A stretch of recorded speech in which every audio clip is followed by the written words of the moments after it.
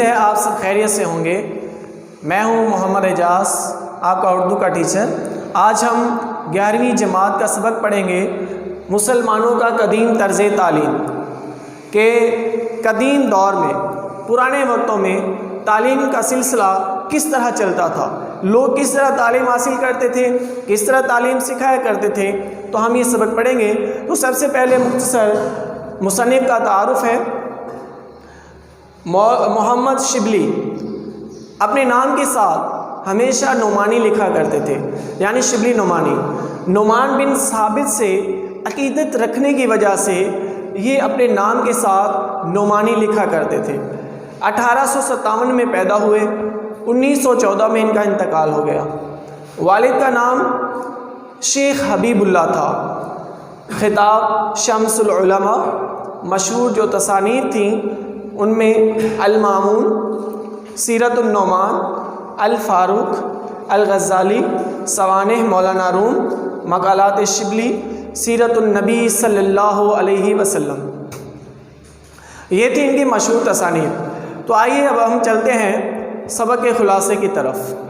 145 ہجری تک تصنیف و تالیف کا سلسلہ شروع نہیں ہوا تھا۔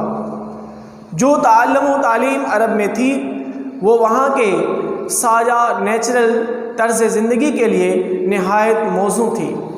وہاں پر تعلیم وہ تھی کہ جس کا تعلق زیادہ تر حافظہ کے ساتھ ہوا کرتا تھا، یعنی اصول فقہ، لغت، نحو، اسماء الرجال، یہ تمام تر سبجیکٹس مضامین پڑھائے جاتے تھے اور یہ عربی زبان میں ہوا کرتے تھے۔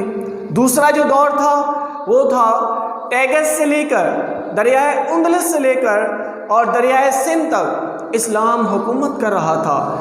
مفتوحہ ممالک کا امن اور انتظام اس کا عمل ہوتا جاتا تھا، اور ریگستان عرب سے لوگ ہجرت کر کے دوسری جگہ جا رہے تھے اور حلقہ اسلام میں داخل ہو رہے تھے۔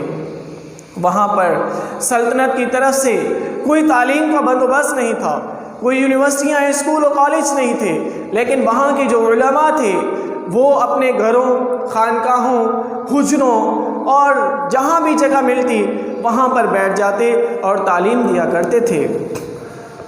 5ویں ہجری میں جو قصر و ایوان بنائے گئے تھے اس سے کہیں زیادہ مفید وہ ان کے علوم ہوا کرتے تھے جو وہ سکھایا کرتے تھے۔ اسی طرح آپ مشہور علماء کا حال دیکھ لیجئے، اور وہاں جو علماء ہوا کرتے تھے وہ کیا کرتے تھے کہ ایک حلقہ درس بنا کر بیٹھ جاتے تھے۔ وہاں پر ہزاروں کی تعداد میں دواتیں رکھی جاتی تھیں اور طلبہ بیٹھتے تھے۔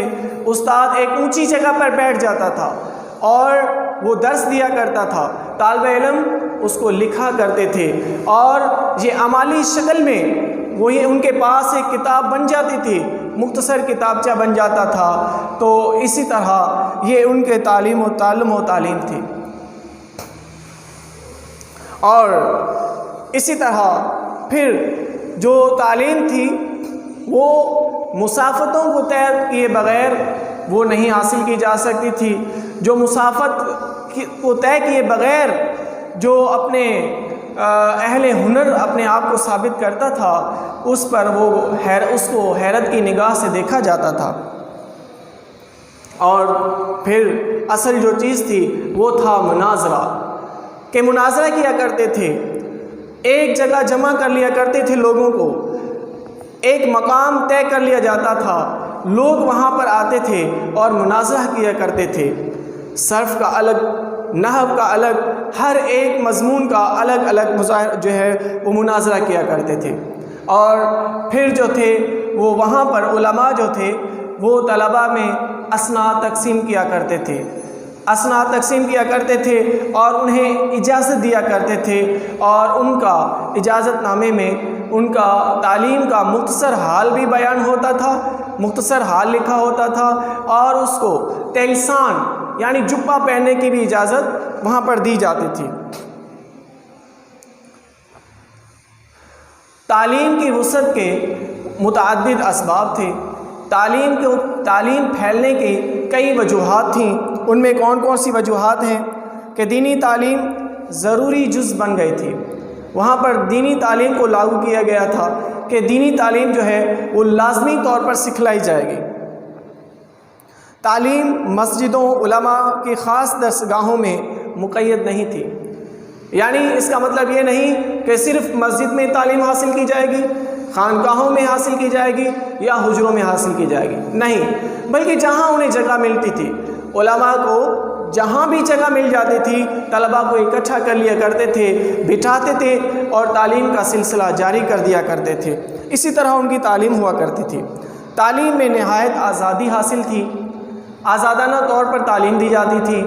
یہ نہیں ہوتا تھا کہ آپ کو یہ سبجیکٹ پڑھنا ہے، یہاں سے لے کر یہاں تک پڑھنا ہے، یہ پڑھنا ہے، یہ نہیں پڑھنا ہے، یہ نہیں ہوا کرتا تھا۔ بالکل آزادی حاصل تھی، جہاں سے جو وہ پڑھانا چاہتے تھے آزادانہ طور پر وہ پڑھایا کرتے تھے۔ اور اسی طرح اس بات کا بھی خیال کیا جاتا تھا کہ وہاں پر جو تصانیف ہیں اس کی تحقیق بھی کی جاتی تھی، وہ اس لیے کیونکہ جن علماء کو دکھانی ہے وہ خود اہل نظر ہوا کرتے تھے، وہ خود جو ہے وہ سمجھدار ہوا کرتے تھے، اس لیے تصانیف لکھتے ہوئے، تصانیف کرتے ہوئے اس بات کا خیال رکھا جاتا تھا اور اس میں تحقیق بھرپور کی جاتی تھی۔ یہ تھا ہمارا سبق کا خلاصہ، مسلمانوں کا قدیم طرز تعلیم، کہ کس طرح لوگ جو ہے وہ پرانے وقتوں میں لوگ تعلیم حاصل کیا کرتے تھے۔ آئیے اب ہم مشکل الفاظ کی طرف جاتے ہیں۔ یہ مشکل الفاظ ہم پڑھیں گے، اس کے بعد آپ نے سبق کی ریڈنگ کرنی ہے، سبق کو اچھے طریقے سے پڑھنا ہے، اور اس کے بعد آپ نے سوالات کے جوابات آپ نے خود حل کرنے کی کوشش کرنی ہے، لکھنے کی کوشش کرنی ہے۔ تو پہلا الفاظ ہے دسترس۔ دسترس کا مطلب ہوتا ہے پہنچ یا رسائی۔ ٹیگس اندلس کے دریا کا نام ہے۔ چنداں بالکل، اجمالی کیفیت، مختصر حال، ہنوز ابھی تک، کثیر الاشغال کام یا مشغلے۔ یہ الفاظ ہیں، ان کو آپ نے پڑھنا ہے اور اس کے بعد سبق پڑھ کے آپ نے مشق کو حل کرنا ہے اور آپ نے اسکول میں آ کر جمع کروانی ہے۔ والسلام۔